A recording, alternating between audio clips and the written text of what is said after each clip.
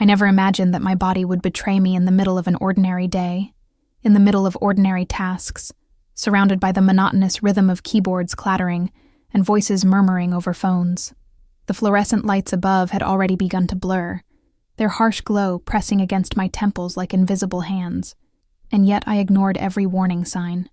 I thought it was only exhaustion, perhaps dehydration or the weight of deadlines that always seemed to pile higher than anyone could reasonably endure. But then, without warning, the ground tilted, the air grew heavy, and the world folded in on itself as though someone had taken a pair of shears and cut through my consciousness. I fell, hard, graceless, unprepared, and the voices that rose around me blurred into panic. I remember the sterile scent of the office carpeting, the muffled gasps, the distant cry of someone calling my name, and then nothing but the fractured blur of sirens and hurried steps. When I woke, it was in the sharp, antiseptic light of the hospital, the kind of light that exposes everything, the paleness of my own skin, the shadows beneath my eyes, the tremor in my hands. Doctors moved around me with calm efficiency, their voices clipped and clinical, explaining that I had collapsed from a sudden, severe drop in blood pressure, exacerbated by stress and a condition I hadn't known I had. They reassured me that I was safe, that I had been lucky, that people in my office had called for help immediately. I nodded, trying to absorb their words, but what mattered most was not the diagnosis, not the IV snaking into my arm, but the silence that surrounded me in that room. The chair beside my bed was empty. My phone, resting on the table, showed no missed calls, no texts, no sign that the one person who should have been there had even thought of me. They told me they had called my husband, repeatedly. They told me his number was listed as my emergency contact, that he had been informed of my condition, that the urgency of the situation had been made clear. Yet no familiar footsteps came rushing through the sterile hallways. No familiar voice cracked under the weight of fear and love at the thought of losing me. There was only absence, a hollow absence that echoed louder than any medical explanation. I kept staring at the door, half expecting it to burst open, half believing that any moment now he would arrive out of breath, apologizing, terrified, relieved to see me alive. But the minutes turned to hours, and every time the door opened, it was only another nurse, another doctor, another stranger who looked at me with professional detachment. The realization came slowly at first, like a storm cloud creeping over the horizon. Then all at once, dark and undeniable, he had chosen not to come. He had been told, and he had decided otherwise. The pain in my body was nothing compared to the pain of that truth. It was as if the IV in my arm pumped not saline, but betrayal, drop by drop, feeding into me until I could no longer separate physical weakness from emotional devastation. My mind began to race through possibilities, searching for excuses that might soften the blow. Perhaps he hadn't received the call. Perhaps his phone had died. Perhaps he was caught in some emergency of his own. But deep down, beneath every desperate attempt to shield myself from the obvious, I knew the absence was too sharp, too precise, too deliberate. I tried to rest, but rest was impossible, when every beat of my heart reminded me of the one person who had promised to stand by me in sickness and in health, and who now could not be bothered even to show up. Lying there, the monitors beeping steadily at my side, I thought of the years we had shared, the vows whispered under arches of flowers, the sacrifices I had made for him, the small pieces of myself I had given away to build a life together. All of it felt like ash in my mouth. My body had collapsed, but it was my faith in him that shattered irreparably. When the nurse returned to adjust my IV, I asked again if they had called him. She hesitated, her eyes flicking away, and in that hesitation, I saw the truth reflected. He had been reached, he had acknowledged, and yet he had not come. I sank back against the pillow, the sterile sheets rustling beneath me, and I understood that something larger than my health had just been revealed to me. It was not only that I had collapsed at work, it was that, in collapsing, I had exposed the collapse of my marriage, a fracture so deep it had been waiting for the right moment to show its face. That night, alone in the hospital room, I felt the cold weight of reality pressing in. The machines hummed softly. The corridor lights bled through the thin curtain, and in that silence, I confronted a truth I could no longer ignore. I had been abandoned not by fate, not by illness, but by the very man who had vowed never to leave me. And that truth would be only the beginning of the storm that was about to break over my life. The hours passed like ghosts dragging their chains, each second heavier than the last. And though my body had begun to stabilize under the quiet mechanical rhythm of medicine dripping into my veins, my heart found no such steadiness. The hospital was alive with motion. Nurses in their pale uniforms moving briskly, doctors consulting charts, the faint squeak of shoes against the polished floor.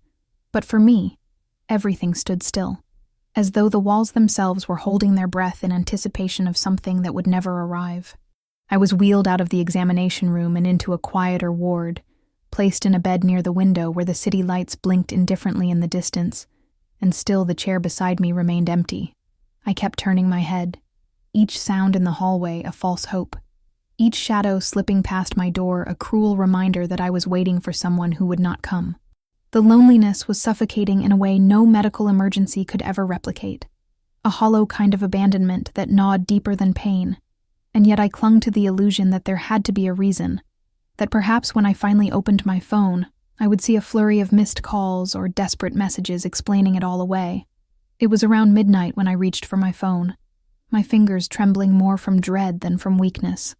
I unlocked the screen with the faintest hope still burning inside me, the kind of fragile flame that refuses to die even when it knows the storm is coming. There were no missed calls, no frantic texts from him asking which room I was in, no promises that he was on his way, nothing at all from the man who should have been at my side. But there was a notification, one single notification, bright and cruel, like a shard of glass catching the light. It wasn't from him, it was from her. A woman whose presence I had always dismissed as insignificant, a name that had drifted across our lives in harmless anecdotes, introduced casually, like background noise in a story. She had posted a photo, public for anyone to see, and the caption beneath it seared through me with a precision that no scalpel could match. Finally, he's all mine. The image was unmistakable. My husband, the man who was supposed to be pacing hospital corridors in fear for my life, was instead in her arms, his smile wide, his body leaning into hers with a familiarity that stripped the air from my lungs. It was not just the betrayal of the body, not just the confirmation of suspicion, but the timing that made it unbearable. While I lay hooked to machines, my skin pale and my veins carrying medicine to keep me alive, he had chosen to announce himself as hers, as though my collapse had been nothing more than an opportunity to erase me from the picture. The cruelty of it was not subtle. It was deliberate, staged for the world to see.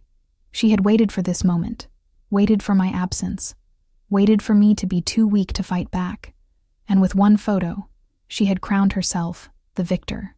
I stared at the screen until my vision blurred, until my tears threatened to fall and betray me. But even then I refused to let them win. Anger rose in me slowly, curling first like smoke, and then roaring like fire. I thought of every moment I had sacrificed, the years of support, the countless times I had placed his needs above my own, and I realized that my collapse was no coincidence.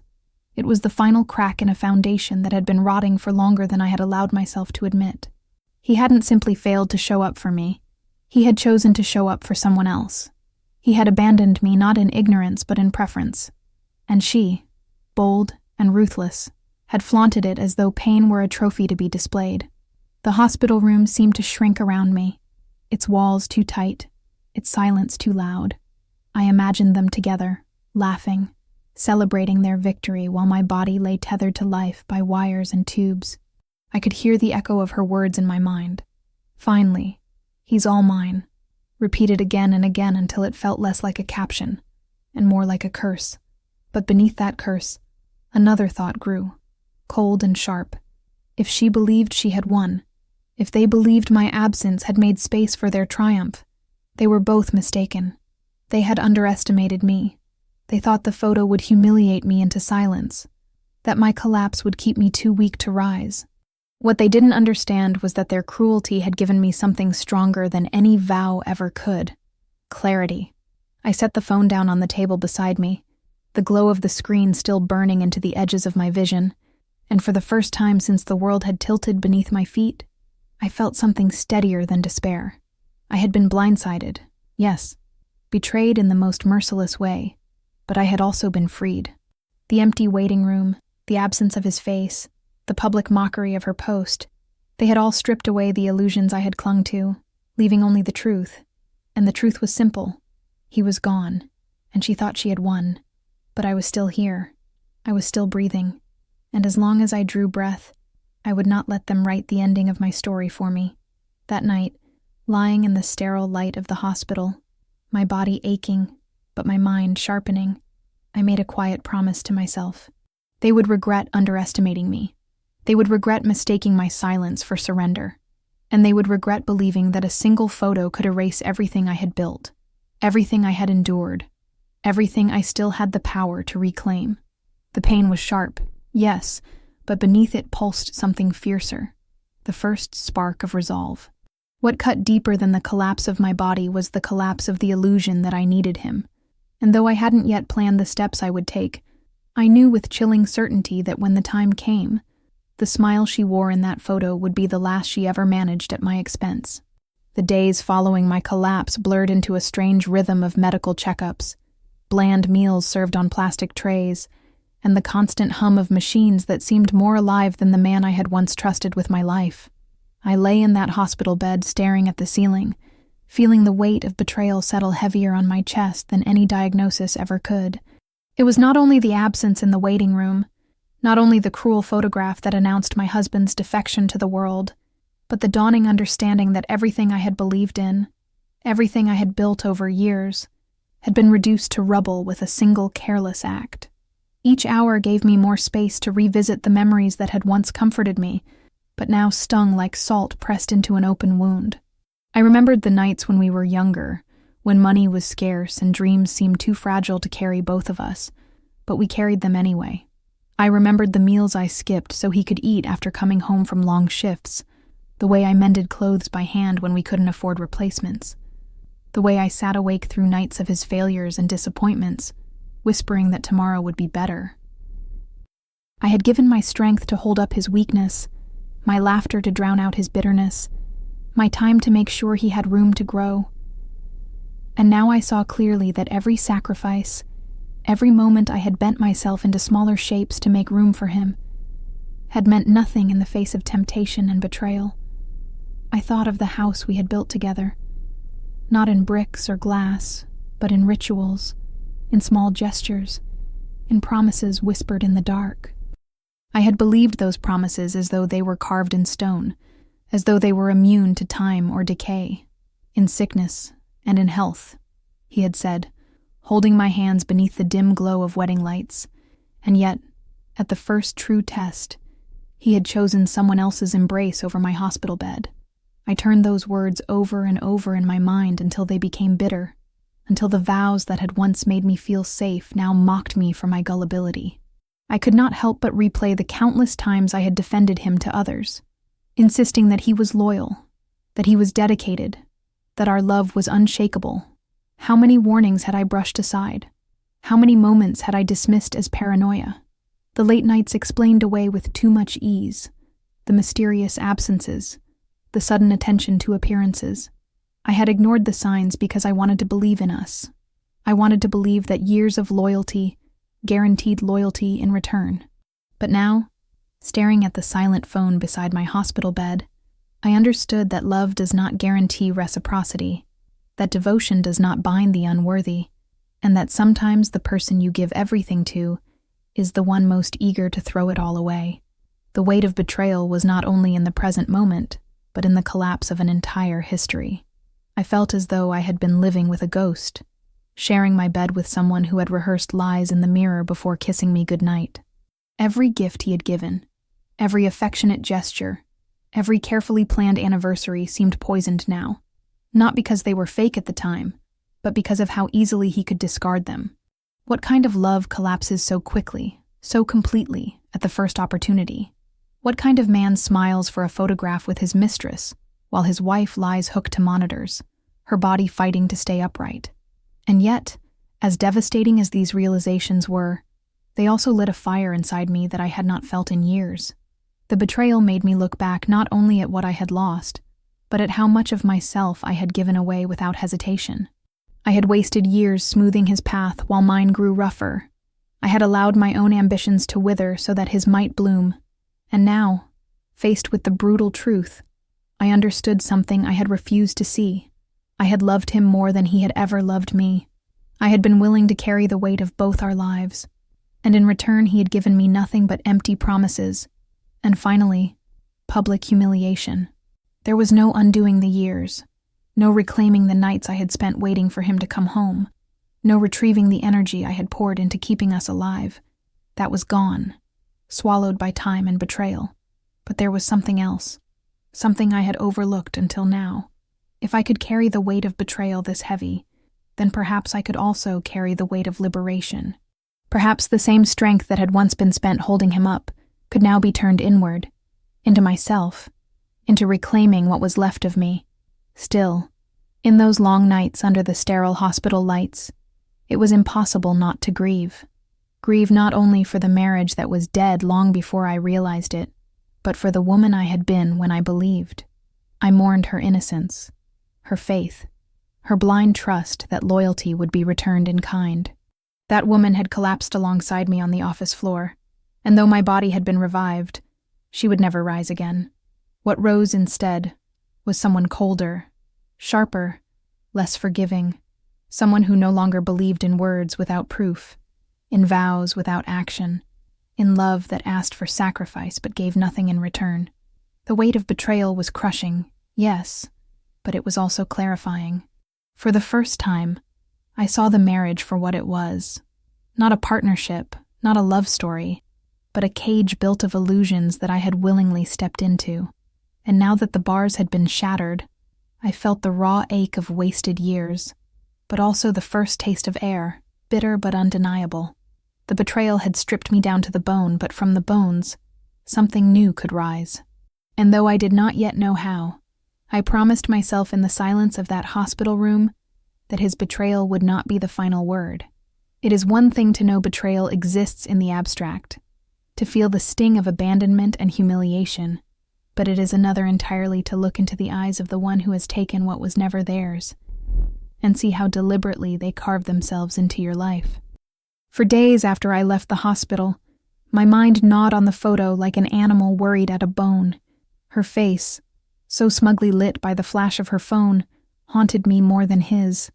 At first, she was only a shadow, a caption, a cruel grin attached to a single triumphant sentence. But betrayal rarely lives in shadows for long.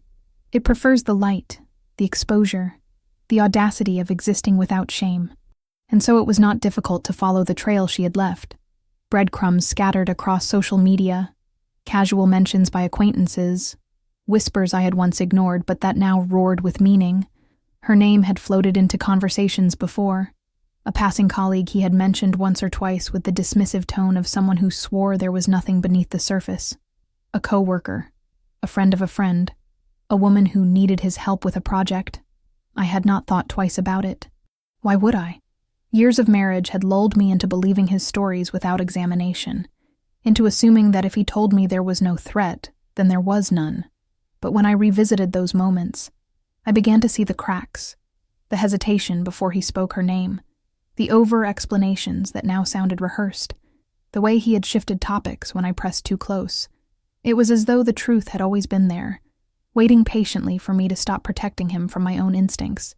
Piece by piece, the web untangled itself. There were receipts from restaurants he had sworn were work dinners, but her name appeared tagged beneath the glow of candlelight. There were weekends where he claimed to be too busy catching up on deadlines, while photos of seaside trips appeared online, her hair windswept, his arm around her waist. Even worse were the familiar details: the shirt I had ironed the night before, the watch I had gifted him for his birthday, now displayed on her feed like tokens of conquest. The betrayal was not abstract anymore. It was tangible, woven into every corner of my life, until I could no longer tell where the lies ended and the truth began. What cut deepest was not just the affair, but the realization that she had known about me all along. She had crafted her captions, her photos, her timing with precision. She was not some innocent swept up in his duplicity. She had relished it, celebrated it, made herself a spectator in my downfall. That photo, the one she posted while I lay in the hospital, was not a slip of arrogance. It was a declaration of war, a message not just to the world, but to me. She wanted me to see, wanted me to feel, wanted me to know she had stepped into the space I had held for years. And worse, he had let her. He had handed her the keys to my life and stood by her side while she turned the lock. The more I uncovered, the more the memories of my marriage curdled. The weekends he spent at the office were suddenly filled with images of hotel rooms, dinners, whispered confidences that I had mistaken for exhaustion when he returned home late. The moments I had believed he was tired from long days were instead moments he was tired from her. The holidays we had cut short because of urgent work obligations were holidays he had extended in her company. I had been living beside a stranger wearing my husband's skin, and I hated myself for how completely I had believed him. And yet, amid the bitterness, a strange clarity began to form. The betrayal was not confined to him. It had expanded outward, reaching into my friendships, my workplace, my home, entangling everyone who had known more than they said. Friends who had seen them together but avoided telling me, co-workers who had whispered behind closed doors, even family members who had suspected but stayed silent for fear of being the messenger. I realized I had been the last to know in my own life, the unwitting actor in a play where everyone else had already memorized the script. The shame of that realization was almost unbearable, but it also hardened something inside me. If I had been the last to know, then I would be the first to end it. The woman in the photo, the mistress who had declared him hers, had underestimated me. She thought my silence would stretch into defeat, that my collapse had rendered me powerless. But every detail I uncovered, every thread I pulled, every lie I untangled only strengthened my resolve. She was not just the other woman. She was the catalyst, the embodiment of everything I had been blind to. And if she believed the web they had woven together would hold me, she was wrong. Because once I had seen its threads, I could cut through them one by one, until nothing remained but the ruins of their deceit. By the time I had traced the full picture, names, places, dates, I no longer felt the weight of confusion. I felt focus. He had betrayed me. She had flaunted it. And now I saw clearly that the two of them had built their story on the bones of mine. But bones are stronger than they seem, and I intended to remind them both just how strong I could be when the illusions were stripped away. The mistress was revealed, the lies untangled, and in that clarity I found the beginnings of a plan that would turn their triumph into ashes. The more the truth unfolded, the more it would have been natural to sink into despair, to allow the weight of it all to crush me in the same way my body had collapsed in the office. But somewhere between the sterile hum of hospital machinery and the acid taste of betrayal settling permanently in my throat, something shifted. It was not a sudden revelation, but a slow, deliberate turning, like the gears of a machine finally aligning after years of being jammed. I realized that I had been living for too long in a posture of giving, of bending, of believing, and now that I saw the entire landscape of deceit stretched bare before me, I could not return to that posture even if I wanted to. Grief was heavy, yes, but anger burned hotter, and beneath the anger was something sharper still. Resolve. I would not let them write me as the discarded wife, the pale figure waiting in a hospital bed while they toasted their victory. If they thought I was the victim in their story, then they had misunderstood who I was entirely. The first night back at home was the hardest. The bed felt foreign, as though it belonged to strangers, the sheets still carrying the faint outline of a man who had shared them while already giving his soul to someone else. I lay there staring into the dark, listening to the silence of a house that had been built on lies, and it was in that silence that my decision crystallized. Victims wait, victims beg, victims hope for apologies that never come. I would do none of those things. Instead, I would rise from the ashes of this collapse with the same strength I had once used to hold him together, but this time, it would be for me alone. I began with small steps, the kind that could not be traced, movements so subtle they would pass unnoticed. I went through drawers, closets, files, not with the desperation of a woman searching for comfort, but with the cold calculation of someone preparing for war. Bank statements revealed purchases he had never explained, withdrawals that led nowhere, transfers I had never been told about. I collected them, documented them, pieced them together like fragments of a map leading directly into the heart of his betrayal. Every receipt, every message, every photograph of him smiling at her side was no longer a wound. It was a weapon. He had left a trail of arrogance, believing I would be too blind, too trusting, too broken to follow it. But I followed, step by step, until I held in my hands not only the proof of his infidelity, but the foundation of his undoing. There were moments when the temptation to confront him surged in me like a tidal wave, to scream, to throw the evidence in his face, to demand why he had done this to me after everything I had given. But I swallowed that urge, because confrontation born of anger is only noise, and noise fades. What I wanted was silence, the kind of silence that builds pressure until it shatters everything in its path. I would not waste my pain on scenes that only fed his ego. No, I would wait, plan, prepare. He had taken years from me, but I would take something he valued even more: his pride, his comfort, his illusion of control. The more I thought about it, the clearer it became. This was not about saving the marriage or understanding his reasons. His reasons no longer mattered. They were hollow, like the man himself. This was about reclaiming myself, about ensuring that the woman who had collapsed in that office was not the same woman who would rise from it.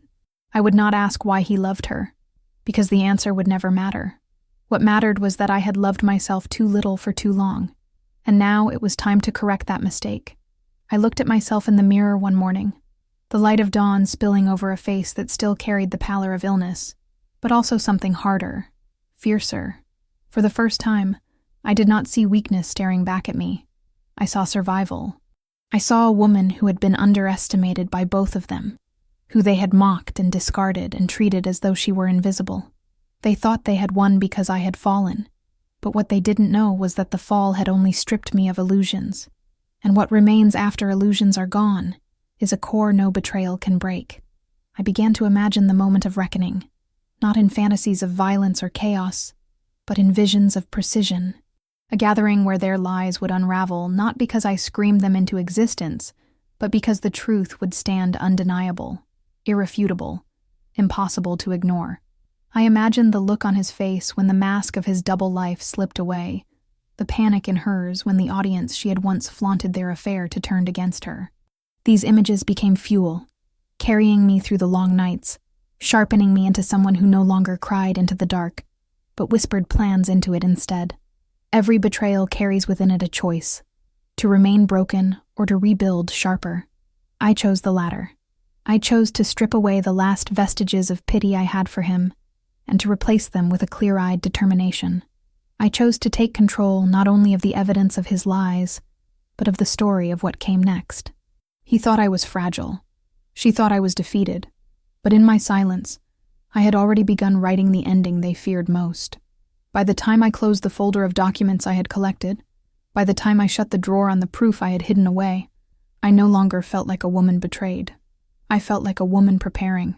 The decision was made, and it was irreversible.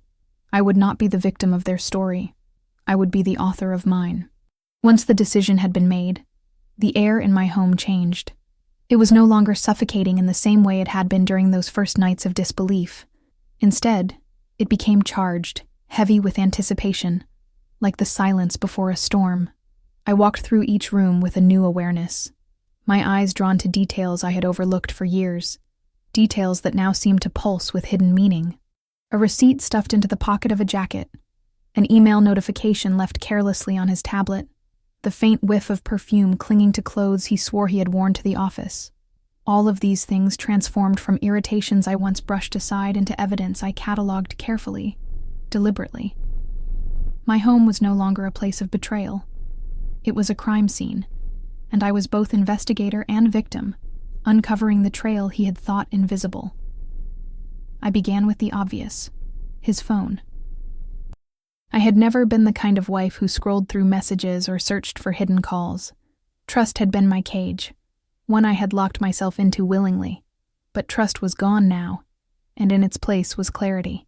The first time I unlocked his phone while he slept, my hands trembled so violently I feared the sound of my own pulse would wake him. But he slept heavily, as he always did after spending hours elsewhere, and so I moved quietly through the glowing screen. Messages that had once been deleted too quickly now appeared in plain sight, not because he was careless, but because he had grown arrogant. Threads of conversation stretched for months, filled with words that mocked the vows he had spoken to me years ago. He told her the things he had once told me, that she was his refuge, his secret joy, his future.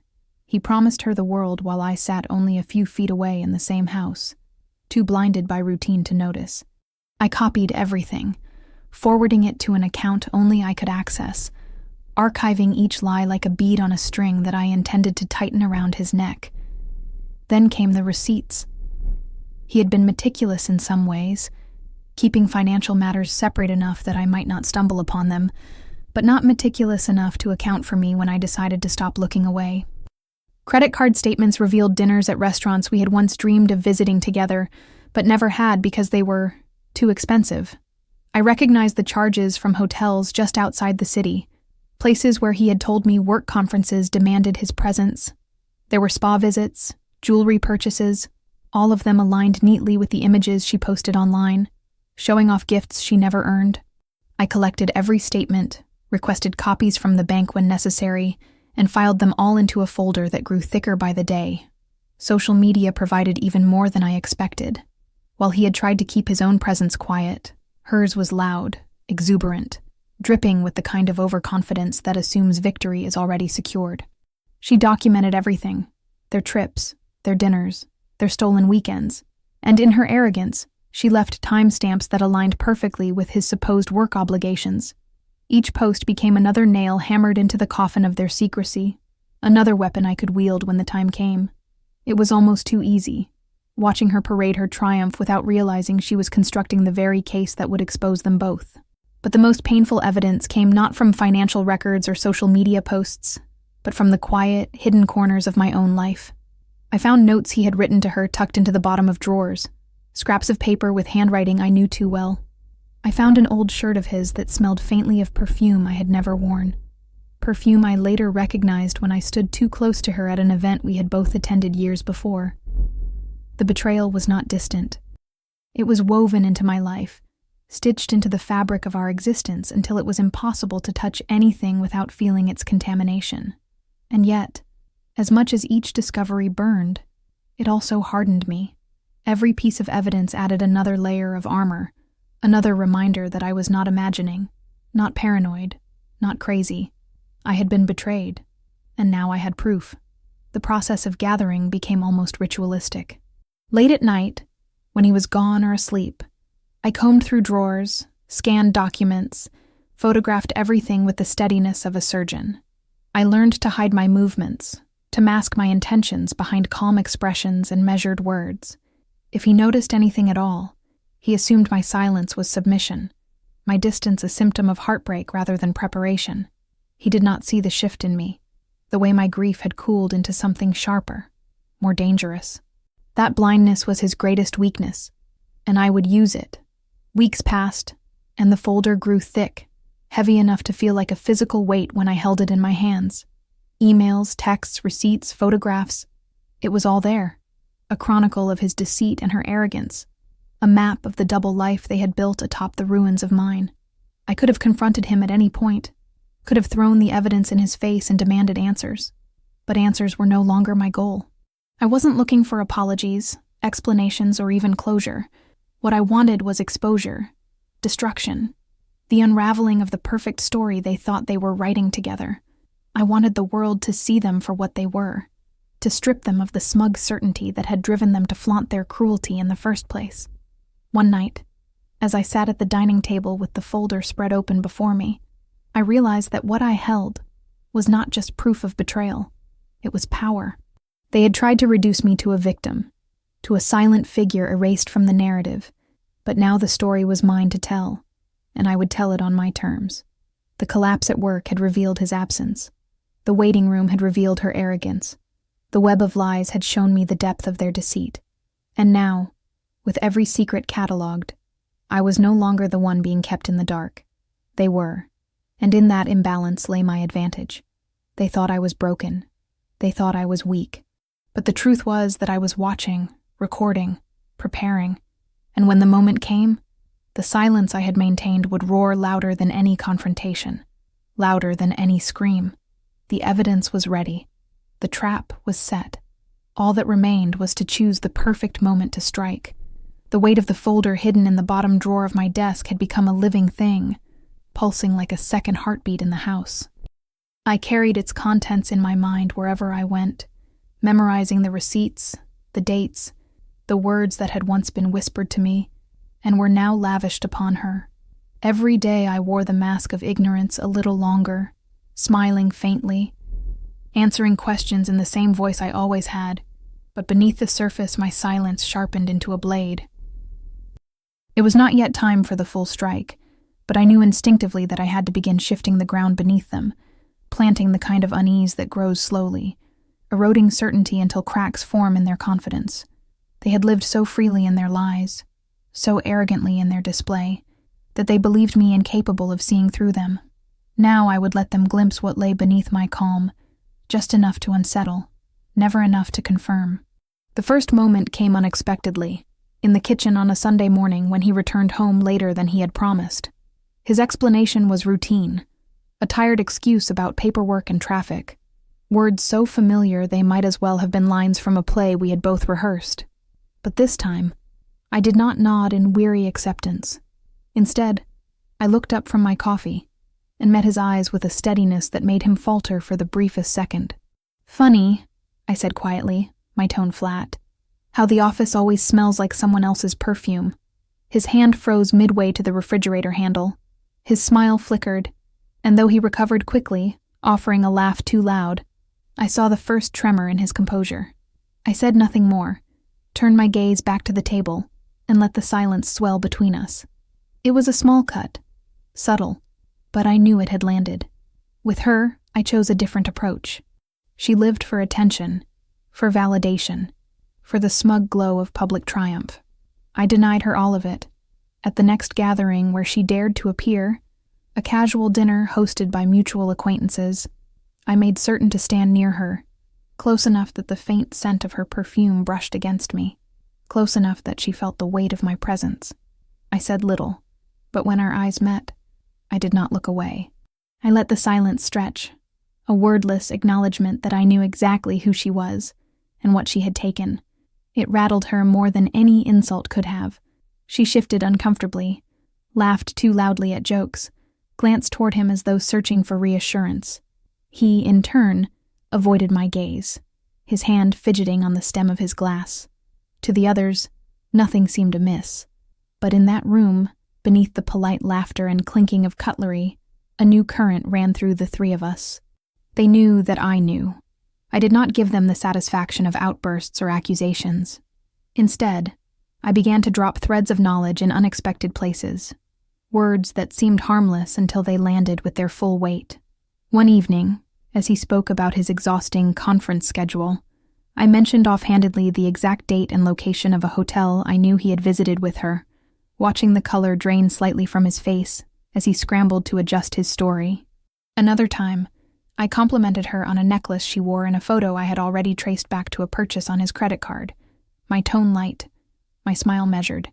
She stammered a thank you, her bravado cracking just long enough for me to see the fear behind her eyes.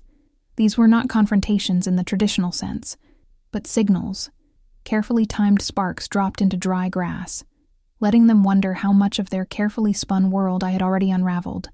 Their behavior began to shift. He grew more cautious, more irritable, snapping at small things, retreating into longer silences when he thought I wasn't looking. She posted less frequently, her captions shorter, the triumphant tone replaced with something more subdued, as if she feared each post might be the one I would use to destroy them. They whispered more when they thought they were alone, exchanged nervous glances when they believed no one was watching, but I was always watching. I moved through the house and through our lives with the quiet assurance of someone who no longer needed to beg for truth because she already held it. The silent confrontation became a game of balance. Too much, and they would suspect I was preparing something. Too little, and they might regain confidence. So I kept the tension simmering, ensuring that every interaction reminded them of my presence, of my knowledge, of the invisible sword hanging above them. It was not revenge yet, not the final exposure, but it was the prelude, the tightening of the noose. I wanted them to feel hunted, to lie awake at night wondering if the next phone call, the next dinner, the next casual encounter would be the moment their secret crumbled in front of everyone. I could see the weight pressing on him. His movements grew restless, his excuses more tangled, his eyes darting away from mine more often than not. He had once believed I was blind, passive, unwilling to question. Now every word he spoke seemed haunted by the fear that I might answer with proof. And she, the mistress who had once flaunted her conquest so boldly, began to wither in the face of my quiet certainty. She looked at me not with triumph, but with unease, as though waiting for me to strike, unable to predict when or how it would come. And that was the beauty of it. They had stolen my trust, my years, my innocence, but I had stolen something more dangerous from them, their peace. Every silence became an accusation, every glance a threat, every moment an opportunity for me to remind them that I was no longer the victim they had written into their story. I was the author now, and with every subtle confrontation, I was writing their downfall one nervous glance, one stammered excuse at a time. The silent confrontation was never meant to end them. It was meant to prepare them, to weaken them, to let them live in the shadow of their own unraveling. And when the time came to finally expose them, they would already be broken, primed for the devastation that would follow. They would not see it as an attack from nowhere, but as the inevitable consequence of the truths they had tried to bury. And when that moment arrived, it would not be me raising my voice. It would be the truth itself, laid bare for all to see, undeniable, unstoppable. The silent game could not last forever. There comes a point where shadows must give way to daylight, where silence, no matter how sharp, must transform into revelation. I had been patient, almost unnervingly so, letting them twist under the pressure of not knowing what I knew, watching them glance nervously at each other in rooms full of people, catching the flickers of fear in their eyes whenever I dropped another calculated word. But patience is not an end. It is only a preparation. I knew from the very moment I began gathering proof that all of it, the screenshots, the receipts, the bank statements, the photos, was not meant to be hidden away in folders forever. They were meant to be wielded, not as whispers, not as accusations in private, but as a blade brought down in the open, where everyone could see the truth they had built their lies upon.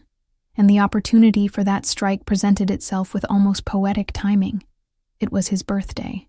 He insisted on a party, not extravagant, but large enough to invite family, friends, colleagues, and of course, her. She would never decline the chance to bask in the illusion of legitimacy, to stand in the same room as me and pretend her triumph was complete. He thought hosting such an event would strengthen the narrative that all was well, that I remained the dutiful wife, that the whispers some might have heard were only the jealous musings of outsiders. What he failed to realize was that in giving me a room full of people who mattered to him, family whose approval he craved, colleagues whose respect he depended on, friends who believed in the life we had built, he had given me the stage I needed. It was not merely a gathering. It was the theater of his undoing. I prepared as though for battle.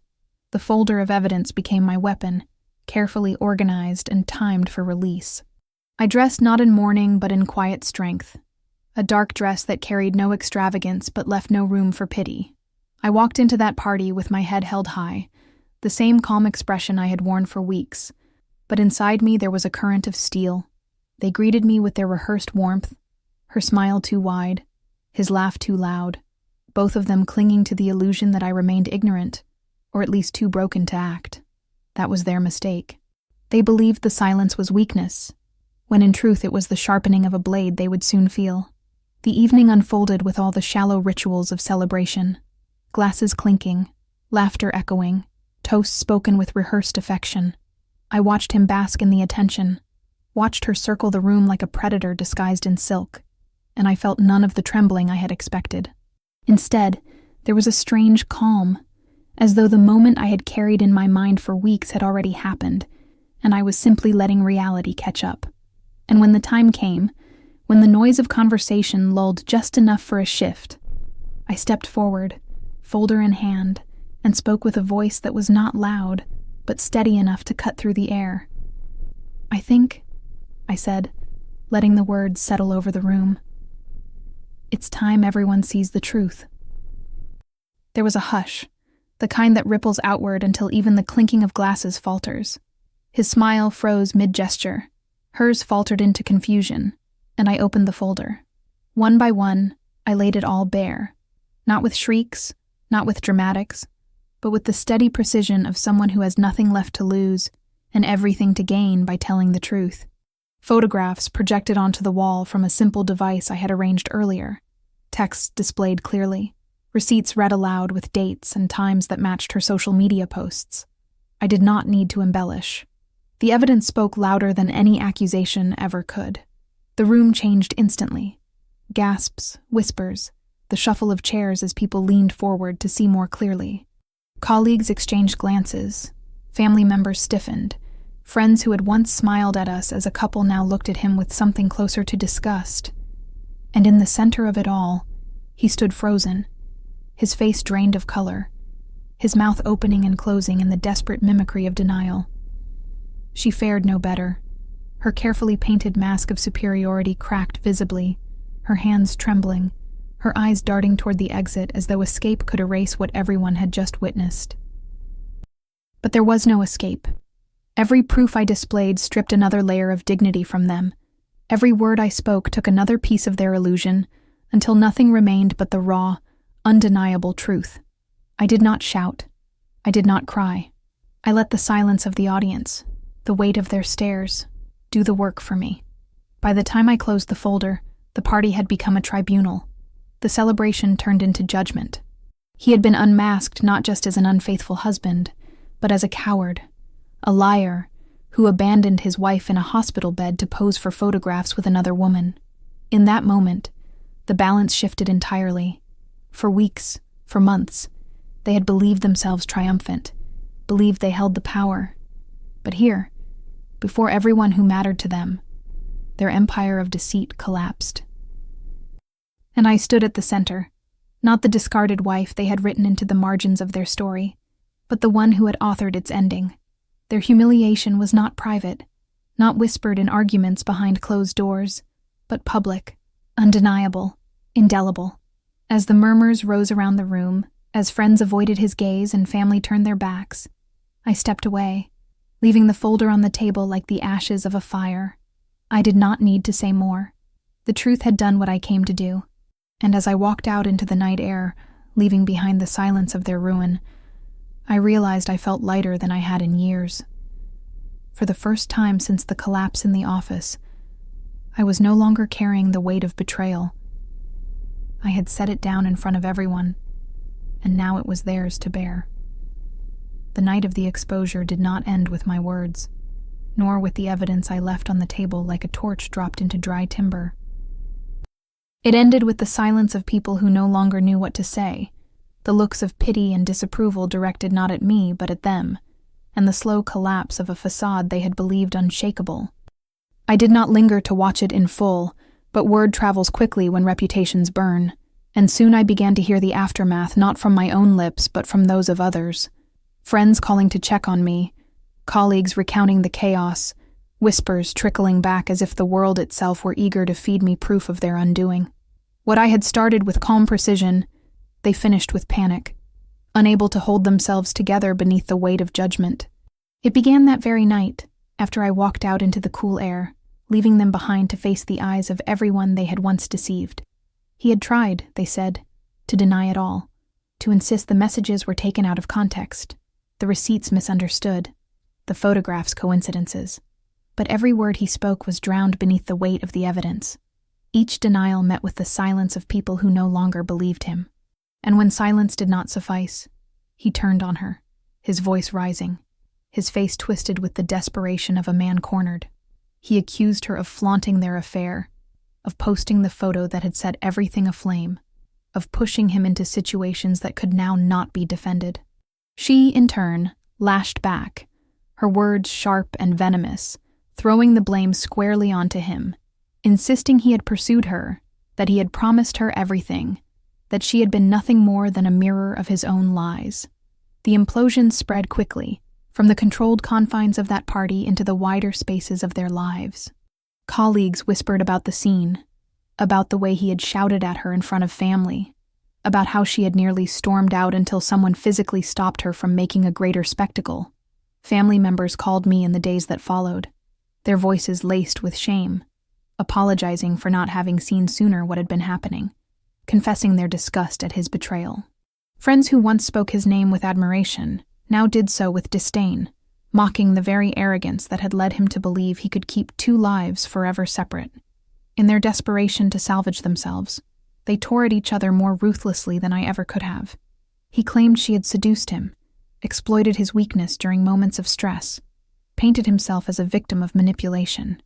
She laughed in his face, declaring loudly to anyone who would listen that he had begged for her attention, that he had funded her every luxury, that he had whispered about divorcing me long before she agreed to anything. Each of them fought to rewrite the narrative, but in doing so, they only revealed more of the truth, exposing the depth of their lies and the pettiness of their so-called love. And perhaps that was the sweetest part of all. I no longer needed to lift a finger. The implosion was inevitable once the curtain had been pulled back. They had built their story on stolen bricks, each one borrowed from the life I had given, and when the structure collapsed, they could do nothing but claw at each other in the rubble. Their whispered promises turned into shouted accusations, their stolen moments into public evidence of betrayal, their supposed victory into the very reason they were now despised. She stopped posting on social media entirely, her silence louder than any caption she had once flaunted. He began arriving late to work, his colleagues noticing the wear in his eyes, the slump in his shoulders. Together, they were a portrait of ruin, each blaming the other for a downfall they had created hand in hand. I imagined them in the privacy of her apartment, or his car, voices raised, tears shed, threats muttered, each clinging to the fantasy that the other had been the one to ruin what they called love. But what they could not admit, not to each other and not even to themselves, was that there had never been love. There had been desire, arrogance, lust, maybe even companionship, but not love. The kind of love that endures collapse, illness, sacrifice. No, what they had shared was nothing more than the thrill of betrayal, and when betrayal is exposed, thrill cannot survive the light. Friends told me how he sat in silence at family dinners now, no longer boasting, no longer laughing. They told me how she avoided gatherings altogether, unwilling to face the judgment that followed her into every room. I heard stories of their fights escalating, of neighbors overhearing arguments through thin walls, of her screaming that he had promised her a life he could never deliver, of him retorting that she had ruined the one life he had. Each story that reached me was another thread in the tapestry of their implosion, and I allowed myself the rare satisfaction of knowing they were destroying themselves far more thoroughly than I ever could have planned. But I did not revel in it loudly. My satisfaction was quiet, measured, not the cackling triumph they had once displayed when they thought me defeated. It was the satisfaction of watching a storm from the safety of shelter, knowing that while the winds tore them apart, I stood untouched.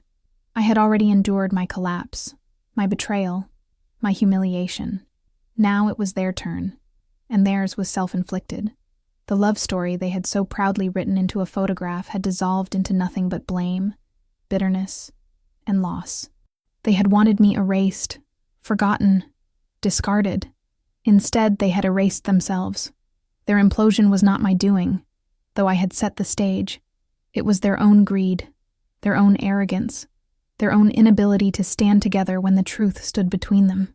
And as I watched from the distance, I felt lighter still, for I understood now that revenge does not always come from the strike you deliver. Sometimes, it comes from simply allowing the truth to burn, and watching as those who once laughed at your pain choke on the ashes of their own making. In the weeks after their implosion became common knowledge, I found myself moving through life with a kind of clarity I had never known before. There was no more guessing, no more doubting, no more clinging to fragments of promises already broken. Everything had been revealed, and with the truth fully exposed, I no longer felt bound to the ghost of the marriage I had carried on my back for years. Instead, I felt the slow but steady shift of balance returning to me, as though the very universe had tired of watching me bend and had decided at last that it was time for me to rise.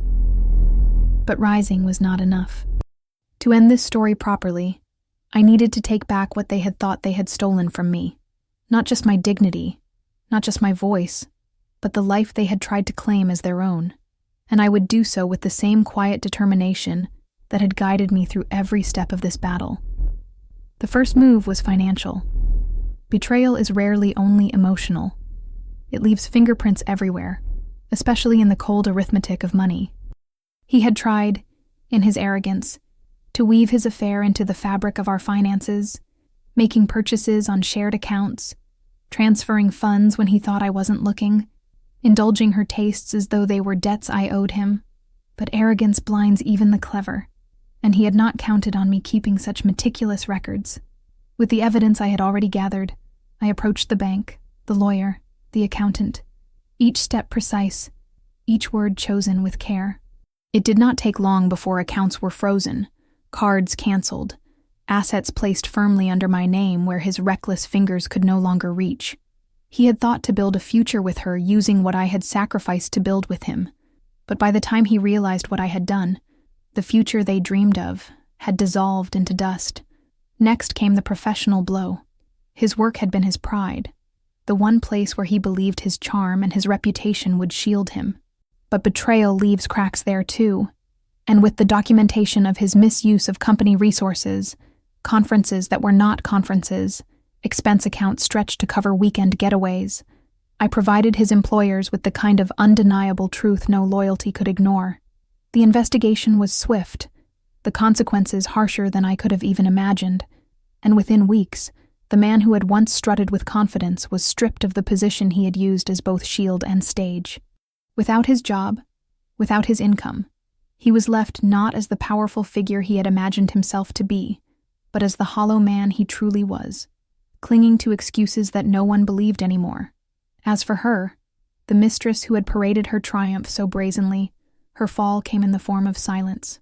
She had once posted daily, eager to flaunt every stolen moment, every gift purchased with money that was not hers. But now her pages were empty, her presence vanished, as though she could erase the past by hiding from the light that once fed her ego. Her friends withdrew, her family distanced themselves, and the same people who had once cheered her captions now whispered behind her back. She had built her identity on being chosen, on being displayed, and when that display became shame, she had nothing left to stand on. I did not need to touch her life directly. The truth had done it for me, and she was left with the emptiness she had tried to fill with another woman's husband. Yet the greatest victory was not in their destruction, though it was complete. The greatest victory was in the quiet reclamation of myself. I had spent years pouring into someone who had only ever taken, silencing parts of myself to maintain a life that, in hindsight, had been built on fragile illusions. But now, standing free of him, I saw myself not as the woman discarded in a hospital bed, not as the victim humiliated by a photograph, but as the woman who had survived it all, turned it into fire, and walked away untouched by the ashes that now clung to them. I was not bitter. I was not consumed by revenge. I was simply free, and that freedom tasted sharper, sweeter, than any victory I could have planned. One evening, months after it all had unraveled, I stood in the same hospital corridor where it had begun. I had returned for a checkup, my health stronger now, my body no longer trembling under the weight of collapse. The lights were the same, the sterile smell unchanged, but I was not the same woman who had once lain helpless in a bed waiting for a man who would never come. I smiled faintly to myself, realizing that the collapse had not been the end, but the beginning, the moment my body forced me to stop, to see, to face the truth. From that truth had come pain, yes, but also the clarity that allowed me to rise stronger than before. People often asked me, in hushed tones, how I felt about it all. Did I hate him? Did I hate her? The truth was simpler than that. I did not hate them. Hate would have required me to carry them with me, to let them linger in my thoughts, and they no longer deserved even that. I had taken back my finances, my home, my name, and my peace. They had lost each other, lost their reputations, lost the future they believed was theirs. And me? I had gained something priceless, myself. As I walked out of the hospital that evening, the sky stretched wide above me, painted with the fading hues of sunset, and I realized that for the first time in years, I was not walking back into a cage. I was walking forward, unburdened, unbroken, and utterly free. The betrayal that had once crushed me had instead carved me into someone stronger, sharper, unshakable. They had thought I was finished. They had thought I was theirs to erase. But in the end, I had taken back everything they tried to steal, and I had left them with nothing but each other's blame. Who's smiling now? Not them. Never them. Only me, and the woman I became when I refused to be their victim.